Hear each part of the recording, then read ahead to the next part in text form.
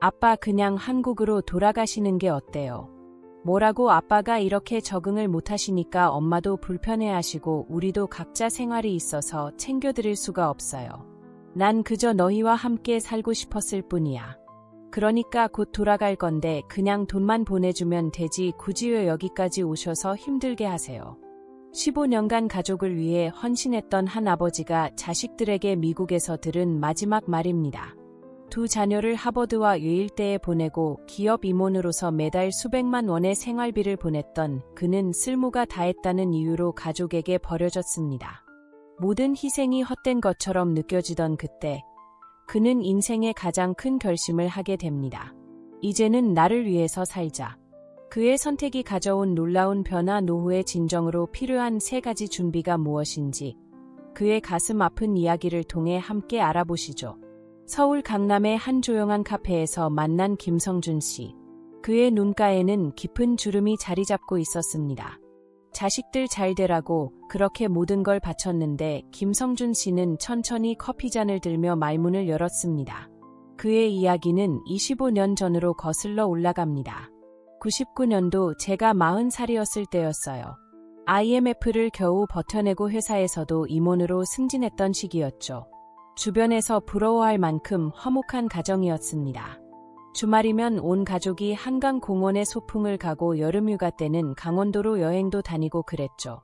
그런데 그때쯤 아내가 말하더군요. 애들 미국에서 학교 보내는 거 어때요? 그 나이가 초등학교에 들어갈 때였는데 미국 교육에 대한 이야기를 꺼냈죠. 미국 유학이라니 한숨만 나왔습니다. 얼마나 큰 돈이 들지 생각만 해도 막막했죠. 그래서 처음엔 반대했습니다. 우리나라 교육이 뭐가 부족하냐고요. 하지만 아내는 매일 밤 교육 현실의 문제점을 이야기했어요. 교육 시스템도 부족하고 경쟁도 치열하다고 말입니다. 그렇지만 애들이 아직 어리니 작은 아이가 초등학교에 입학하면 다시 얘기하자고 했습니다. 아빠, 저 꼭 미국 가고 싶어요. 그 당시 민수의 눈빛이 유난히 간절했던 것으로 기억합니다. 시험만 치면 만점을 맞고 학교 진도가 느리다며 재미없다던 아들이었습니다. 말로만 듣던 영재라는데 한국에서는 기회가 없다고 미국에서라면 더 큰 꿈을 이룰 수 있을 거라고 했죠. 이 말을 들은 전 내 자식들의 미래라면 도전해 볼만하다는 생각이 들었습니다. 2002년 1월 성준 씨의 가족은 인천공항에 섰습니다. 그때만 해도 인천공항이 개항한 지 얼마 안 된 시기였어요. 모든 게 깨끗한 새 것이었죠. 하지만 제 마음은 무거웠습니다. 아내와 2 아이를 배웅하는데 막내가 자꾸 뒤돌아보며 울더군요. 아빠는 애 안 가요. 그 한마디에 가슴이 찢어지는 것 같았죠. 그렇게 저는 기러기 아빠가 되었습니다. 처음 몇 달은 지옥 같았어요. 출근 전 새벽에 화상 통화를 하고 밤에도 이메일을 수시로 확인했죠. 보고 싶어서 애들 시간에 맞추느라 시차 때문에 제대로 된 수면을 취하기도 힘들었습니다. 다행히도 큰 아이는 적응을 잘했어요. 영어도 빨리 배우고 학교 생활도 즐겁다고 했죠. 하지만 초등학교 1학년이었던 둘째는 힘들어했습니다. 애들이 다르게 생기기도 했고 말도 잘 안 통하니 따돌리는 것 같았죠. 밤마다 울면서 한국으로 돌아가고 싶다고 했어요. 그때마다 저도 눈물이 났습니다. 하지만 아내는 참 독하더군요. 아이들 미래를 위해서는 이것쯤은 이겨내야 한다고요. 이 정도 각오 안 하고 여기 온 게 아니라면서요. 그렇게 시간이 흘렀습니다. 그럴수록 점점 경제적 부담은 커져만 갔죠. 처음에는 한 달에 500만 원 정도 보내면 될 줄 알았어요. 그 당시 500만 원이면 꽤 큰 돈이죠. 김성준 씨가 임원이라 가능했던 겁니다. 보통 회사원이었으면 꿈도 못 꾸죠. 맞아요. 하지만 현실은 달랐습니다.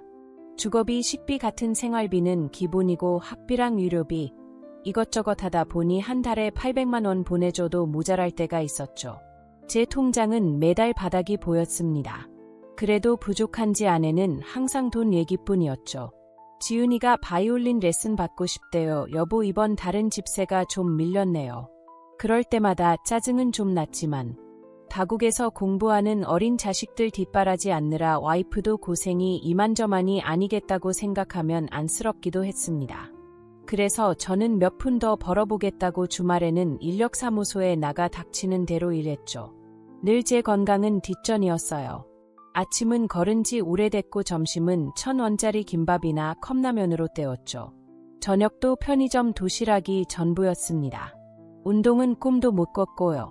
그러다 2005년쯤인가 처음으로 건강에 적신호가 왔습니다. 갑자기 가슴이 답답하더니 숨을 쉴 수가 없었어요. 응급실에 실려갔는데 과로와 스트레스로 인한 협심증 증상이었답니다. 의사 선생님이 이러다 돌아가시겠다고 하시더군요. 하지만 입원할 시간도 없었어요. 다음날 바로 출근했죠. 그렇게 가족들이 미국에 간 지 8년이 지났고 그 나이 민수가 하버드에 입학했다는 소식을 들었습니다. 그 당시 정말 뛸듯이 기뻤죠. 제 인생에서 가장 행복한 날이 아니었나 싶습니다. 전 아내에게 조심스럽게 얘기했습니다. 이제 돌아오는 거 어때? 민수도 대학 들어갔고. 하지만 아내의 대답은 차가웠죠. 지윤이도 이제 대학 실기 준비해야 하는데 어떻게 가요? 그리고 민수도 이제 막 대학 생활 시작했는데 결국 또다시 4년이 흘렀습니다. 이제는 둘째 지연이마저 대학에 입학했죠. 지윤이는 바이올린 전공으로 예일대에 합격했습니다. 그동안 힘들었지만 자식들 둘 다 좋은 대학 보냈으니까 이제는 머지않아 가족들이랑 오순도순 살면서 행복하게 지낼 줄 알았어요. 이제는 됐잖아. 애들 다 대학 들어갔으니 당신만이라도 돌아온 대답은 예상과 달랐습니다. 애들 아직도 엄마 손이 많이 필요해요. 대학생이라고 다 큰 게 아니라고요. 여보 나 더는 못하겠어. 12년 동안 혼자 살면서 얼마나 외롭고 힘들었는지 알아. 당신은 얘 그렇게 자기 생각만 해요. 애들 입장도 좀 생각해봐요. 지금 애들한테는 내가 필요하다고요. 이 대화를 회상하며 성준 씨의 눈가가 붉어졌습니다. 그때부터였던 것 같아요. 뭔가 이상하다는 느낌이 든 게 화상통화도 점점 뜸해졌고 통화를 해도 피곤하다며 금방 끊어버리곤 했죠. 가끔 용돈을 더 달라는 자녀들의 요구도 늘어났고요. 2015년 성준 씨는 큰 결심을 합니다. 56세의 나이에 조기 은퇴를 선택한 것입니다. 더는 못 견디겠더군요. 회사에서도 50대 중후반이 되니 눈치가 보이기 시작했고 무엇보다 가족과 함께 살고 싶었습니다. 퇴직금이 꽤 나왔어요. 이 정도면 미국에서 새로운 삶을 시작할 수 있겠다 싶었죠. 하지만 현실은 달랐습니다. 가족과의 13년 만의 재회는 차가웠죠.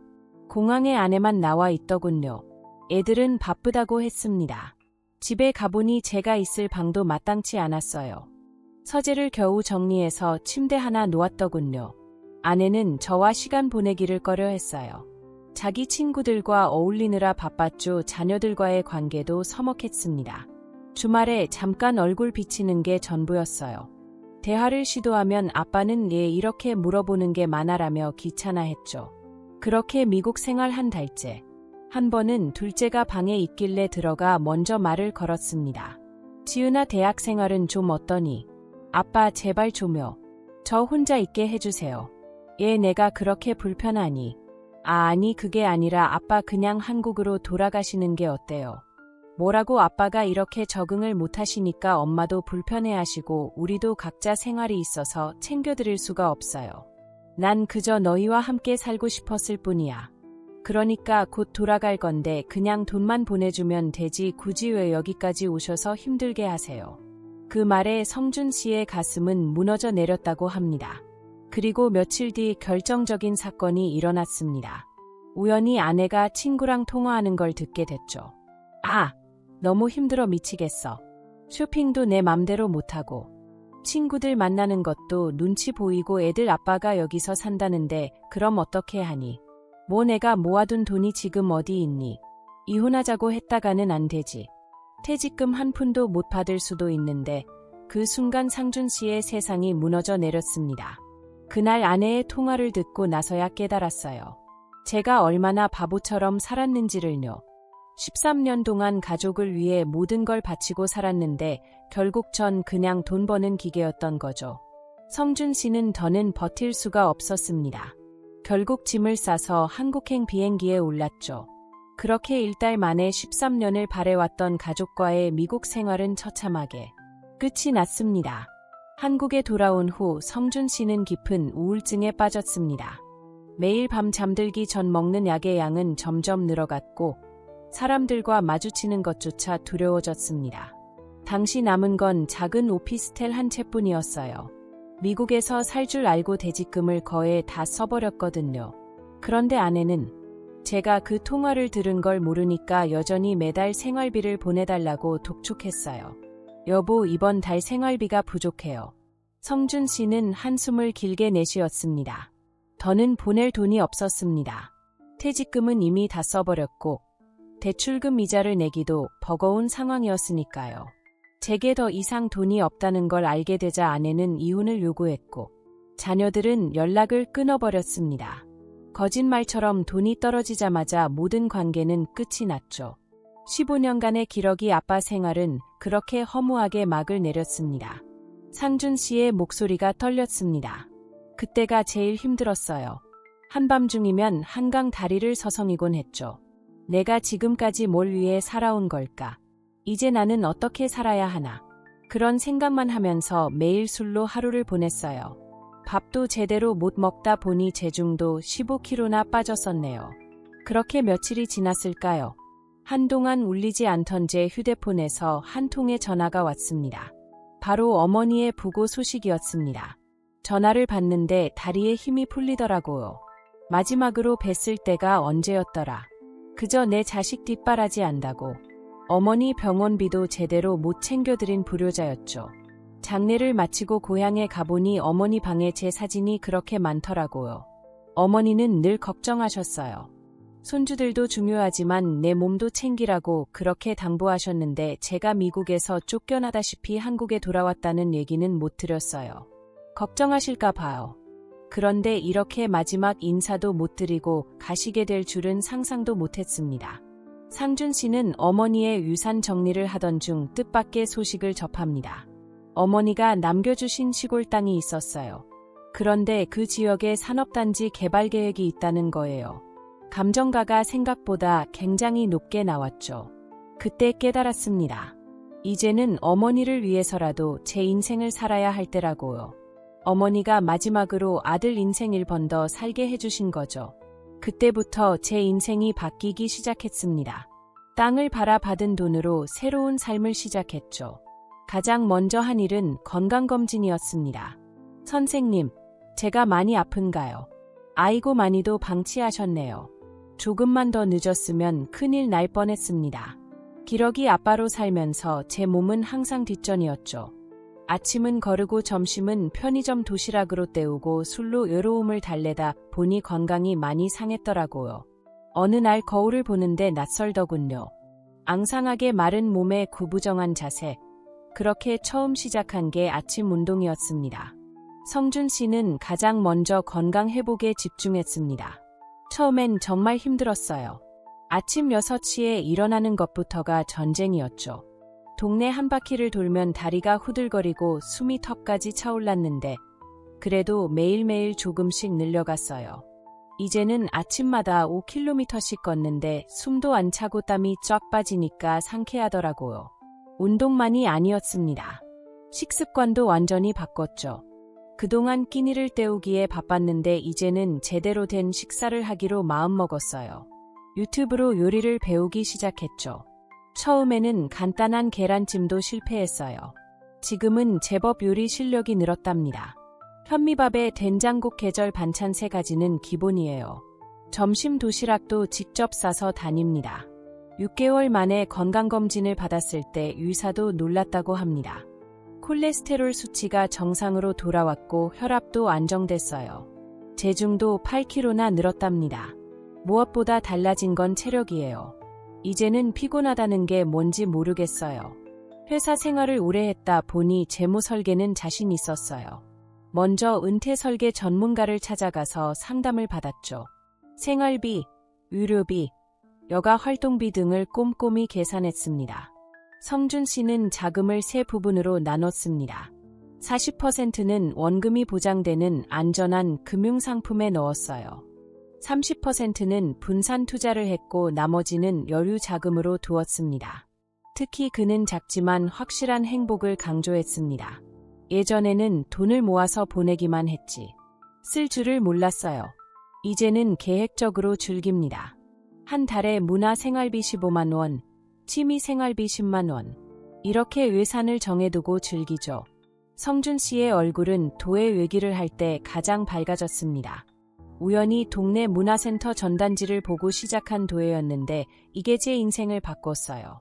흙을 만지고 있으면 마음이 편안해져요. 실패해도 다시 시작하면 되니까 그게 또 제 인생이랑 비슷하더라고요. 도에 반해서 만난 동료들과는 특별한 우정이 생겼습니다. 다들 저처럼 인생이 막을 시작하신 분들이에요. 각자의 사연도 있고 지혜도 있어서 배울 점이 많죠. 이제는 매주 토요일마다 산행도 같이 가요. 작년에는 문화센터 수강생들과 함께 전시회를 열었어요. 제가 만든 도자기를 사람들이 보고 심지어 사가시는 분도 있더라고요. 최근 성준 씨는 자녀들과의 관계도 조금씩 회복되어 가고 있습니다. 이번 추석에는 둘째가 잠깐 다녀갔어요. 제가 만든 도자기도 보고 요리도 먹어보더니 깜짝 놀라더군요. 아빠가 이렇게 변하다니 신기하다고 말이죠. 이제는 한 달에 한 번은 영상통화를 해요. 서로의 근황을 묻고 이야기를 나누죠. 금전적인 얘기는 더는 하지 않기로 약속했고요. 상준 씨는 이제 매일 아침이 기대된다고 합니다. 예전에는 아침에 눈 뜨는 게 두려웠어요. 하지만 지금은 달라요. 아침에 일어나면 제일 먼저 베란다 화초들에게 물을 줍니다. 그리고 공원을 한 바퀴 돌고 아침 식사를 챙겨 먹죠. 오전에는 도예를 하고 오후에는 동네 도서관에서 책을 읽어요. 저녁에는 동네 사람들과 배드민턴을 치기도 하고요. 특히 그는 소소한 일상의 기쁨을 강조했습니다. 큰 것을 바라지 않아요. 아침에 일어나 장 밖을 보며 마시는 커피 한 잔 도의 수업에서 만나는 친구들과의 즐거움, 직접 만든 저녁을 먹으며 듣는 클래식 음악 이런 게 제 행복이에요. 누군가에게 의지하지 않고 스스로 만들어가는 행복이죠. 돌이켜보면 제가 착각했던 거예요. 자녀와 배우자가 노후에 든든한 버팀목이 되어줄 거라고 생각하지만 진정한 노후 준비는 따로 있었던 거죠. 성준 씨가 말하는 노후 준비의 3가지 핵심은 이렇습니다. 첫째, 건강입니다. 건강을 잃으면 모든 게 무너져요. 젊을 때부터 관리해야 했는데 지금이라도 시작하니까 달라지더군요. 규칙적인 운동, 균형 잡힌 식사, 충분한 수면, 정기적인 검진 이게 기본입니다. 특히 근력 운동이 중요해요. 나이 들수록 근육이 빠지는데 이걸 잘 관리해야 낙상이나 골절의 위험도 줄일 수 있거든요. 둘째, 경제력입니다. 돈이 전부는 아니지만 없으면 너무 힘들어요. 은퇴 후의 삶을 위해 미리미리 준비해야 합니다. 연금도 들고 저축도 하고 수입이 있을 때 차곡차곡 준비하는 게 중요해요. 특히 의료비 준비는 필수죠. 나이 들수록 병원비가 많이 들거든요. 셋째, 취미 생활입니다. 혼자 있는 시간을 어떻게 보낼지가 중요해요. 취미가 있으면 외롭지 않아요. 거기서 만난 친구들과 어울리다 보면 하루가 어떻게 가는지 모를 정도예요. 이게 진정한 행복이더군요. 특히 뭔가를 배우고 만들어내는 취미는 성취감도 주고 삶의 의미도 갖게 해줍니다. 성준 씨는 마지막으로 이런 말을 덧붙였습니다. 이제서야 깨달았네요. 건강하고 경제적으로 독립적이며 취미생활로 일상의 즐거움을 찾는 것. 이게 진정한 노후 준비라는 것을요. 여러분은 저처럼 후회하지 마세요.